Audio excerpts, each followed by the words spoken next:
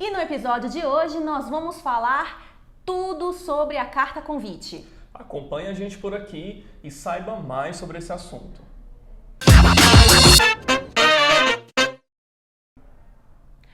Seja muito bem-vindo e bem-vinda ao podcast Quero Meu Visto Estados Unidos. Meu nome é Natália Wayne. E eu sou Ariel Leão. E aqui nós vamos discutir as notícias e informações mais importantes para você que quer tirar o seu visto americano e ir para os Estados Unidos. Ariel, acho que a gente tem que começar aí por o clássico, né? O que é a carta convite e qual a importância dela na hora de você tirar um visto? Então, Natália, carta convite é a carta convite, né? É um documento em que alguém, uma pessoa ou até uma instituição está te convidando a fazer uma visita aos Estados Unidos, né? Mas qual que é a importância desse documento? Durante a entrevista, o agente consular pode requerer documentos que comprovem aquilo que está falando para ele, né? Então, a carta convite, ela vai realmente mostrar que você tem essas ligações, talvez, com essa pessoa ou com essa instituição e que aí vai mostrar realmente que você está indo para aquele objetivo. Cumprir, né? Aquele objetivo. E você comentou que pode ser por alguém, uma pessoa ou uma organização. Eu acho esse um ponto importante porque muita gente tem aquela dúvida assim, eu só faço carta convite quando eu tenho um familiar ou um amigo que mora lá nos Estados Unidos e está me convidando para ir para casa dele? Não, né? Existem vários casos em que às vezes a gente atende muitos clientes que estão indo para participar de um simpósio. E aí aquele simpósio, ao você efetuar ali a inscrição nele, ele vai emitir um documento, né? Em que comprova a sua intenção. O fulano de tal, o Pedro, vai participar do 20º simpósio anual de carros automotivos lá, e aí vai ter as especificações da intenção de viagem todos nesse documento, então, que serve como uma carta convite também. Isso também seria configurado como uma carta convite, né? Sim. Então você falou assim, são diversas situações em que é considerado uma pessoa, um anfitrião também, né? Não é só uma pessoa. Então pode ser aí uma situação de familiar ou amigo te convidando aí para os Estados Unidos. Pode ser uma situação de um evento, como você falou, um evento, um congresso, né? Pode ser uma instituição de ensino, né? Uma universidade, né? Convidando você a fazer uma palestra ou participar de um simpósio ou palestra, né? Pode ser também até empresas, né, Ariel? Às vezes você vai fazer uma reunião de negócios, visitar uma empresa, você quer comprar por exemplo, aqui a gente lida com muita gente do agro, né? Eu quero conhecer uma máquina enorme que tem lá de não sei quantas linhas, uma plantadeira e uma colhedora e só tem lá, eu quero visitar, ver ela em campo. Lá na Expovest, que acontece lá em Dallas, né? E aí, às vezes, uma organização, uma empresa está te convidando para fazer essa visita técnica, conhecer aquele local. Então, tem diversas situações em que aparentemente não é uma carta convite, mas é o documento que ele está emitindo para te demonstrar o seu objetivo de viagem é uma carta convite, não é isso? Com certeza. E aí você falou também do anfitrião, é interessante que às vezes você pode escutar a palavra host, né? E host em inglês é um anfitrião. Então, caso te perguntarem quem que é o host que está na carta convite, é essa pessoa ou a instituição que está te chamando para lá. Não, beleza. E a gente falou agora sobre a questão das situações, né? As situações em que essa carta convite pode ser emitida, né? Por quem, né? Uhum. Mas existe também a questão o aspecto da condição, né? Que é um outro aspecto que muda a carta convite. Explica um pouquinho mais sobre isso. Porque às vezes o seu anfitrião ou host, né? Ele pode acabar sendo também o patrocinador, né? O financiador dessa viagem. E se for o caso, isso tem que estar descrito na carta convite. Quem é que vai fazer, quem vai ser o responsável pelas despesas que você vai ter durante essa viagem. Isso, e ainda tem especificidade, né? Porque às vezes o host, ele vai ser o responsável só pela sua hospedagem, só pela sua alimentação lá na viagem, e outras vezes não, o host é responsável por tudo. Por exemplo, às vezes a gente tem solicitantes aqui de visto de estudante em que ele está ganhando uma bolsa integral da universidade, com ajuda de custo, né? E aí lá na carta convite da universidade, ela informa toda essa especificação, ela informa que ela está te recebendo, que você vai ficar num alojamento, que você vai estudar lá e que você está recebendo uma bolsa para esses estudos lá e que além disso você vai receber ainda uma ajuda de custo para se manter lá. Então ela está sendo responsável por praticamente todas as suas despesas. E a situação, por exemplo, mesmo quando a gente falou que seguindo o exemplo ainda dos estudos, né? Ainda há a situação em que a universidade ela está te dando uma bolsa semi-integral ou ela está te fornecendo alojamento, mas ela não está te fornecendo tudo, né? Então aí no caso esse host, o anfitrião, ele passa a ser o sponsor ou financiador dessa viagem. E em outro podcast, pode procurar aqui, a gente vai falar inclusive desse sponsor e os documentos necessários quando tem um sponsor vinculado ao processo. O tema do episódio vai ser só sobre essa questão de sponsor. Beleza. Tá. Agora vamos entrar um pouco mais especificamente na carta convite sobre os elementos que devem constar para que você tenha uma boa carta convite. Ariel, quais são os elementos que devem constar nela? Então, primeiramente, lógico, um destinatário, para quem aquela carta convite se destina, né? Então, no caso, ao governo dos Estados Unidos. Depois, ela tem que mencionar os dados de quem está te convidando, nome, endereço, número de contato, a relação dele com você é muito importante, né? De onde ele te conhece. Depois, ele vai especificar o motivo da sua viagem e a duração dela, de quando até quando, né? Ariel, eu não sei quando exatamente eu vou viajar. Então tem que ter ali uma estimativa de quando vai ocorrer essa viagem, porque essas informações têm que bater também com o que vai estar descrito no seu DS 160, né?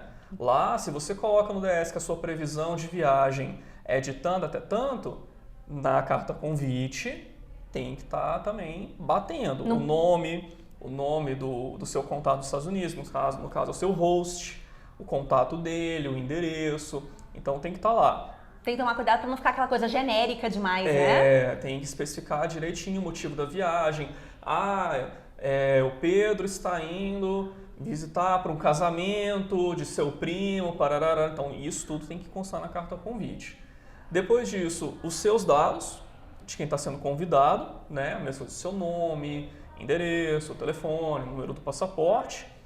E por fim, é extremamente importante que essa carta seja assinada a próprio punho, de preferência que não seja assinatura digital, a próprio punho mesmo, e anexo a essa carta convite um documento desse host que comprove que ele é residente nos Estados Unidos e que bata com a assinatura que ele usou na carta. Olha só, mas você falou uma coisa aqui, um detalhe que às vezes as pessoas podem ter dúvida. Você falou, é importante que a assinatura seja a próprio punho e não seja digital. Não quer dizer que a carta não possa ser enviada digitalmente. Sim, ele pode fazer a carta lá no computador, imprimir e, após impressa, ele assina. Aí depois disso ele vai lá, digitaliza ou tira uma foto dela, bem legível, e envia por e-mail junto com esses documentos, Sim. né? Porque senão às vezes a pessoa fala assim, então eu tô com urgência, só posso enviar por e-mail, por exemplo, ou por e-mail não, por correios, por exemplo, né? Vai demorar muito para chegar, não vai dar tempo, mas dá para fazer dessa forma, né? Sim. Beleza. E essa carta, Ariel, ela precisa estar em inglês? Então, não é obrigatório, mas nós recomendamos bastante, tá? Que ela seja feita em inglês. Por quê? Porque quem vai fazer a sua entrevista no consulado americano é um norte-americano, né? E a língua dele materna, que ele tem mais fluência, é em inglês. Quando você coloca a carta convite em inglês, ou quando o seu host já coloca ela em inglês, ajuda muito porque evita que tenham ali algumas interpretações erradas. Às vezes ele pode ler alguma coisa e entender outra, né, na carta convite. Não é que o agente consular não saiba falar português. Isso, ele fala português. Mas o nível de compreensão do agente consular é melhor na língua materna. Sim. Né? Então a gente recomenda bastante que seja feito em inglês. Pede para o seu host, tá? Fazer ela em inglês mesmo, porque aí você não corre o risco de ter um mal entendido durante a entrevista. E aí muita gente, Ariel, vem perguntar pra gente sobre modelos de carta convite, né? Só que tem que lembrar que, igual a gente falou lá no início, existem cartas convites diferentes, de acordo com a condição, quem que vai financiar, quem que vai ser... quem que vai financiar aquela viagem, né, as despesas de viagem, e também tem a questão da situação, né? Qual é a situação de visita aos Estados Unidos? É para uma organização, é para uma pessoa, visitar um familiar, um amigo, um evento? Porque aí o tipo as informações que são dispostas na carta, às vezes pode mudar um pouco a configuração conforme a situação e a condição. Mas é claro, existem alguns modelos, igual você explicou, Sim. né? O que é a estrutura da carta convite, né? Basicamente. Mas é importante a gente fazer uma revisãozinha, né? Porque às vezes, por exemplo, você pede para um amigo seu ir lá e fazer a carta convite para você e ele não está acostumado a fazer isso, né? Aí ele vai lá e pega na internet o primeiro modelo que ele acha de uma forma e coloca as informações de uma forma bem genérica, né? E aí na hora que a gente... Quantas vezes aqui no escritório a gente não, ao verificar o documento, né, do solicitante de visto, a gente não viu assim alguns erros assim grosseiros na carta convite, né, da especificação do intuito de viagem, do tempo de viagem, né? Por exemplo, a pessoa falou que ia visitar fazer uma visita para um evento de um casamento, por exemplo. E aí a carta convite estava falando lá que a pessoa ia ficar 6 meses nos Estados Unidos. Qual a lógica que tem de você falar que vai ficar 6 meses a convite de alguém só para participar de um evento que é um casamento, que acontece em um dia? Com certeza. A gente repete isso muito, né, o tempo inteiro. Cada caso é um caso. E às vezes você pega um modelo aí na internet, já aconteceu, no próprio escritório mesmo, o cliente nos mostrou um modelo que ele fez para a entrevista dele, e que lá estava escrito que o host ia financiar por toda a viagem. E não era, ele ia arcar com todos os custos da viagem dele. Então, às vezes, tem que tomar cuidado com esses modelos pré-preenchidos, né, que você pega aí na internet, e a gente sempre dá uma checada nas cartas convites aqui no escritório para não ter esse tipo de errinho. Porque para quem não sabe, né, o podcast Quero Meu Visto, né, nós trabalhamos com assessoria para visto americano. Ao final desse episódio, nós vamos falar mais sobre o nosso trabalho, tá? E se você tiver qualquer dúvida também, aqui na descrição desse episódio, você vai encontrar os nossos meios de contato para falar com a nossa equipe, ok? Bom, então... A gente já falou aí sobre a questão do que tem estrutura da carta, sobre a questão do idioma, né, em que vai estar escrito, sobre modelos que você pode seguir, mas tem que tomar cuidado, fazer uma revisão, né? E a questão, muitos solicitantes vêm nos perguntar isso, né, Ariel? Eu preciso registrar a minha carta em cartório. De forma alguma você precisa reconhecer firma nem nos Estados Unidos, no Notary, né, que eles chamam lá, o serviço de cartório, muito menos aqui no Brasil, tá? Por quê? Porque, igual eu falei antes, na carta convite vai ter os dados do host, nome, endereço, telefone, e vai ter a cópia de um documento pessoal dele. Então, isso tudo eles conseguem checar lá na hora da sua entrevista. Se o agente consular quiser, ele vai lá, pega... Liga pro cara na hora da entrevista mesmo, eles não tem esse tipo de preocupação, não. E vai ser um gasto desnecessário que o seu host e você vai ter com esse documento. Considerando o valor do dólar, é um gasto alto. Porque o custo do notário varia de cidade para cidade e de cartório para cartório, tá?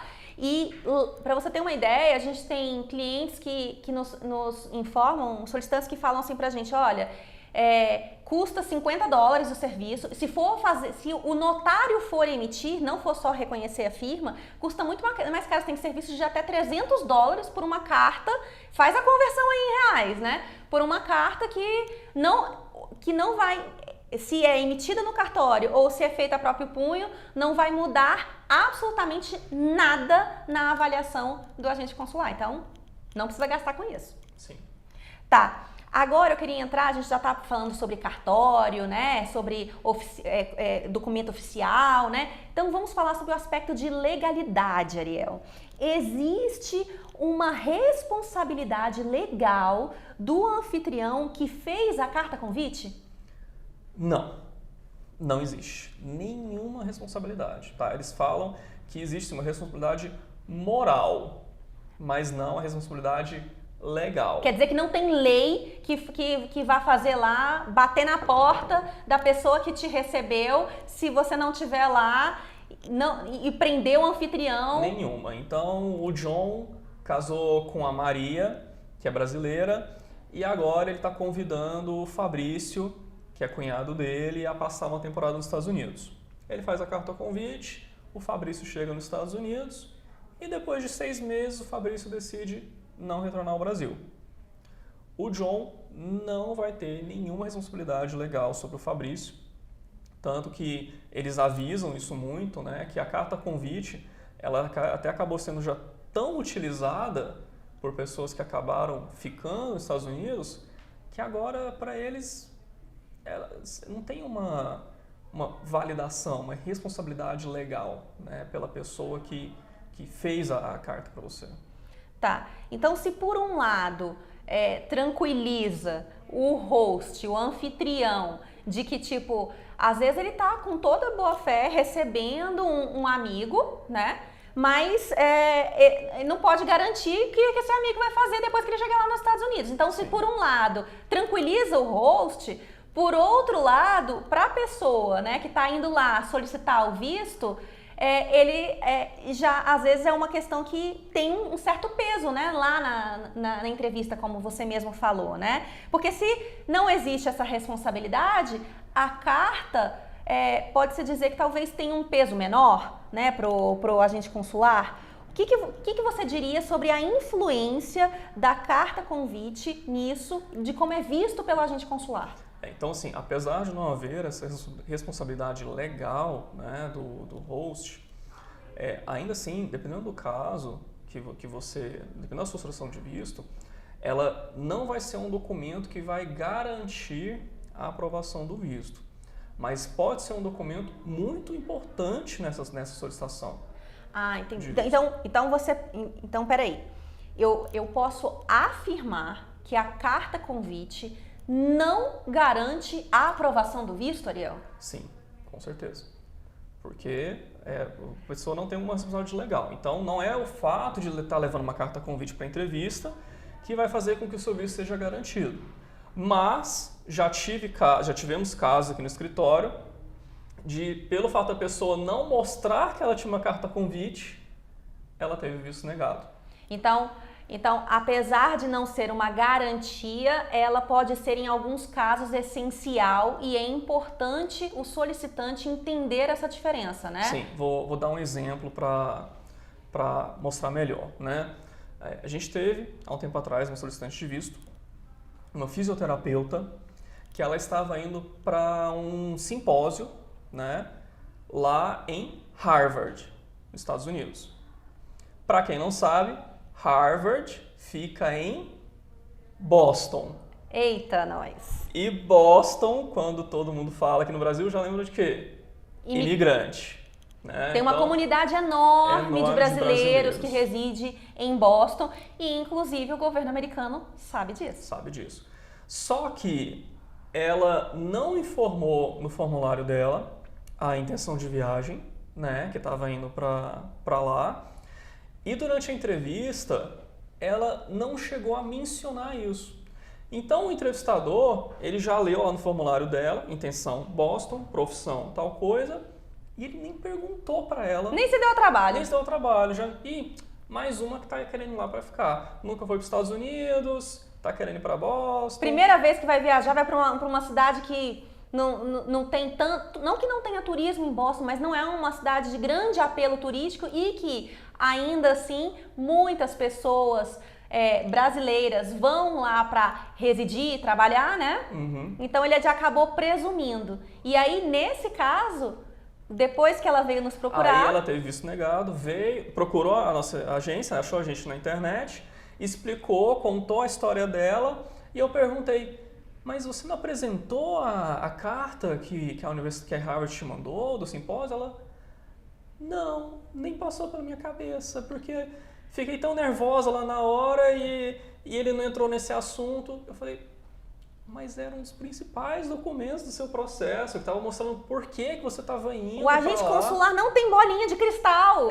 E aí... Mas é uma dúvida, assim, a gente pode, para nós que trabalhamos há tanto tempo com isso, né, pode parecer uma coisa assim óbvia, mas para quem está agora entrando aí no universo de requerimento de visto e procurando a documentação, pode não ser tão óbvio. E às vezes o solicitante, Ariel, ele acaba achando que o governo americano, o agente consular já olhou tudo previamente a fundo e a gente sabe que o governo americano espiona muita coisa, mas eles não fazem 100% dos casos. Eles têm aí uma quantidade estatística, eles têm... em outro episódio a gente vai explicar mais sobre isso. Muita gente faz entrevista todos os dias lá, eles não têm tempo para analisar também. Todos os episódios. Todos, né? Todos os episódios, não, todas as solicitações de visto. Mas eles têm técnicas e estratégias em relação a isso, que a gente vai até falar em outro episódio, né, sobre isso. Mas... nesse caso, ao analisar, fazer uma reavaliação do caso dela, a gente viu que esse foi um dos aspectos mais importantes que faltou. E aí depois quando ela foi fazer o novo requerimento de visto dela, né, a nova solicitação, uma das coisas mais importantes foi a gente orientar na documentação, que incluía a carta convite. E apresentar ela, mesmo que às vezes nem tenha sido solicitado. Falou: inclusive tenho aqui a carta convite, quer dar uma olhada? O que o tesouro falou? Quero. Pegou, olhou. Inclusive fez várias perguntas a respeito disso para verificar o quê? Que é outra coisa, né? Você é obrigado a saber qual é o endereço do seu host? Não. Tá lá no documento, né? Tá lá no seu DS, você tem que bater, né? Agora, você tá falando que você vai participar de um congresso. Você tem que saber informações sobre esse congresso? É óbvio, né? É óbvio. Você está falando que vai participar de um congresso. No caso dela, ela era fisioterapeuta, né? De fisioterapia. Perguntaram para ela, ela não falava inglês, por exemplo. Perguntaram como é que ela conseguiria acompanhar o simpósio. E aí ela informou que teriam outras pessoas que iriam junto com ela, inclusive um dos donos do hospital que iria acompanhando, que fala inglês, que foi quem pediu, né, para que ela participasse do congresso. Inclusive teve financiamento também do trabalho dela, né, da empresa onde ela trabalha, nas taxas, né, para esse simpósio, que não são taxas baratas, né, na maior parte desses congressos e simpósios. Então, olha só como a falta de uma informação vai gerando um efeito em cadeia de outros documentos, de outras informações que ficam faltando dentro do que está sendo especificado no formulário de solicitação de visto e que fazem diferença, né, na aprovação desse visto. E é por isso que eu disse, não é um documento que garante, mas foi um documento extremamente importante no caso dela, a carta convite. Então, a gente pode dizer assim que essa questão de tipo, se não tem a garantia, para que eu vou me preocupar em fazer a carta convite, se não é um documento que obrigatoriamente o governo americano tem que aceitar. Eles não vão falar assim, tá aqui minha carta, engole, aprova meu visto, né, Ariel? Então, apesar de não garantir, no caso dela foi muito importante. Então, cada caso é um caso. Não é porque a carta convite não tem uma legalidade sobre o anfitrião que você não precisa levar. Não. Dependendo do seu caso, é extremamente importante que você leve. Até para você também saber, igual você falou, o endereço, o telefone. Eles poderem checar as informações, entrar em contato no caso do visto de estudante. é extremamente importante ter essas informações também, né? Sim. E às vezes a gente também tem situações, por exemplo, nós temos situações às vezes de solicitantes que estão indo para fazer o acompanhamento médico do anfitrião. Por exemplo, o anfitrião vai passar por uma cirurgia, precisa de um acompanhamento e é um familiar que mora aqui no Brasil, por exemplo. A filha vai fazer uma cirurgia e quer que a mãe vá lá, ela não quer que a mãe resida nos Estados Unidos, ela só quer que a mãe vá visitá-la e passar um período de 3 meses, que é o período de recuperação, por exemplo, do solicitante, né? Ou recuperação dela, né, durante esse pós-cirúrgico, e é importante, é essencial, porque às vezes fica escrito no laudo pelo médico, né, é essencial que ela tenha o acompanhamento de alguém. E aí, olha só como é importante que conste essa informação na carta convite. E isso é uma informaçãozinha simples, digamos assim, mas que altera o conteúdo da carta convite. Mas se não for especificado, faz total diferença na interpretação do agente consular. Com certeza. Bom, então é isso. A gente falou aqui sobre carta convite, nós falamos sobre o que é a importância, que situações em que ela se aplica, as condições em que ela se aplicam, a questão da legalidade, do idioma, de custos com o notário, né? E também o impacto que a carta convite tem sobre a aprovação ou até sobre uma negativa de aprovação, né, na ausência dela, para o requerimento do seu visto, né? E lembrando que a Quero Meu Visto é uma das maiores empresas de assessoria de visto americano aqui no Brasil. Trabalhamos já com milhares de processos em mais de 10 anos. E se você quer aumentar em até 4 vezes as chances de ter o seu visto aprovado, entre em contato com a nossa equipe. Os dados estão aqui abaixo de contato nosso, tá? E é isso, gente. É isso. Muito obrigada e até o nosso próximo episódio. Muito obrigado. Até mais.